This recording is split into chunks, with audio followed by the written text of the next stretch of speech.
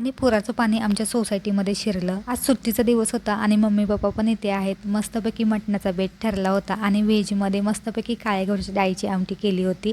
सातारकर नक्कीच समजतील काळ्या घेवड्याच्या डाळीवरचा प्रेम। दुपारी पोट भरून जेवण केलं। आशूची आजी आजोबांसोबत मस्ती चालू होती। त्यानंतर आज मी माझी झोप पूर्ण केली, कारण आशूला घेण्यासाठी मम्मी होत्या, त्यामुळे मी खूप जास्त वेळ जे आहे त्यात झोपले होते। रात्रीपासून कंटिन्यू आमच्याकडे पाऊस पडतोय। आता थोडा वेळ कुठे जाऊन पाऊस थांबला होता, तेवढ्या वेळात मम्मी पप्पा बाहेर गेले होते आणि येताना ही ओली खजूर आणली होती।